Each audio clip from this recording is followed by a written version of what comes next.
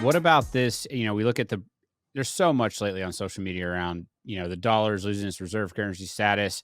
People wanted to have these hot takes. I've written some threads about the petrodollar. It's entrenched in a lot of ways, but I love your nuanced take on this issue. So I'd love for you to just give it, and then we'll dive into some of the details on it. Yeah, the de-dollarization thing has been something we've been writing about for 8, 9 years now. And so it's kind of fun to actually see it get the mainstream it's getting. And of course, it getting to the mainstream means it gets extremely polarized, right? It's death of the dollar, not death of the dollar. And it's our take on it is nuanced, and it is a matter of national security for China, Russia, and the rest of the world to be able to buy commodities in their own currency.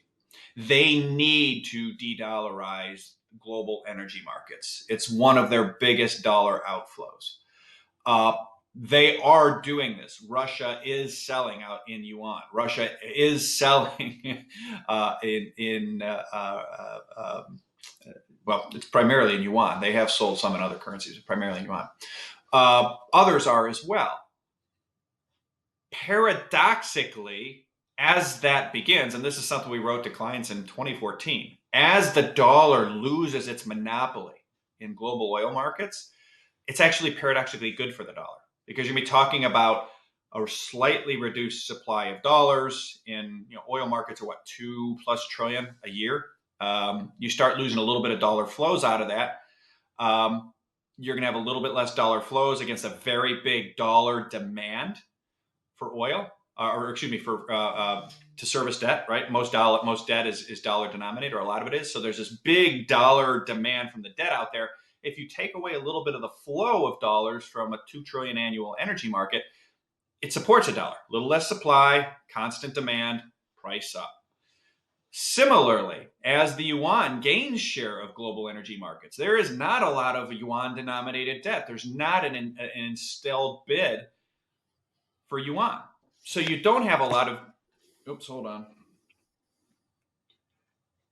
You don't have a lot of demand for yuan, but you're increasing the supply of yuan a bit as the oil comes out of the ground in yuan.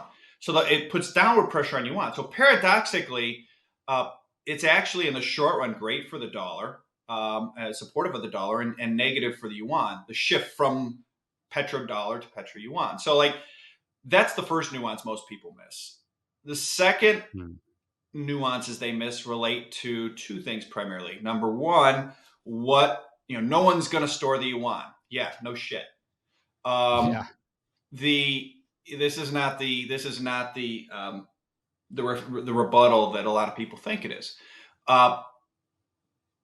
They're storing it in Chinese goods and net settling in gold, and you can see Chinese it's at a floating price in yuan. And because the Chinese, people say, well, the Chinese aren't going to run the deficits. Again, no shit. They don't want to. They don't want to run the deficits because that requires them to hollow out their manufacturing the way we did. It requires them to bankrupt themselves. The Triffin's dilemma, the way we have done. They're not going to do that. The Europeans aren't going to do that, and the Japanese can't do that, and the British can't do that. So the deficits, as commodity trade is de-dollarized, the related commodity deficits are being settled in Chinese goods and net settled in gold. And then the other part of it is the back end of what this means for the US, which is FX reserves. Global central banks don't need to hold as many treasury bonds if they can buy energy in their own currency. They can print money for currency. They primarily run deficits. Pretty much everyone else in the world primarily runs deficits in commodities. And so if they can print their own currency for commodities, they don't need as many dollars. They don't need to hold as many treasury bonds.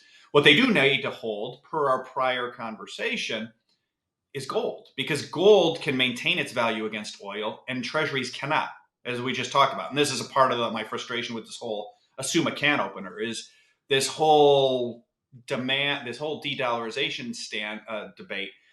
There's almost nobody talking about peak cheap energy, which is forcing it. This isn't, people say, well, they're only doing it when they run out of dollars in reserves. No shit.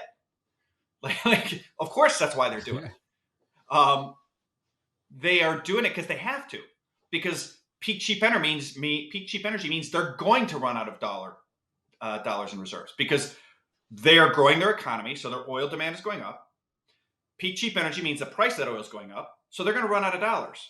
And when they run out of dollars, they have two choices: economic Mad Max, slash energy usage, people starve and die, economy collapses, or you find an energy producer willing to sell outside the dollar, Russia.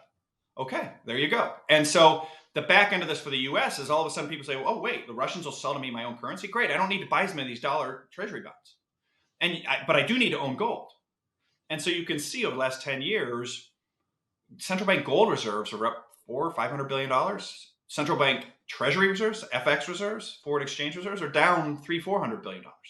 So it is a very nuanced dynamic where people want to say, well, oh, make it black and white. It's not black and white, but the key is that it's peak cheap energy driven. The system will collapse if they don't de-dollarize because of peak cheap energy.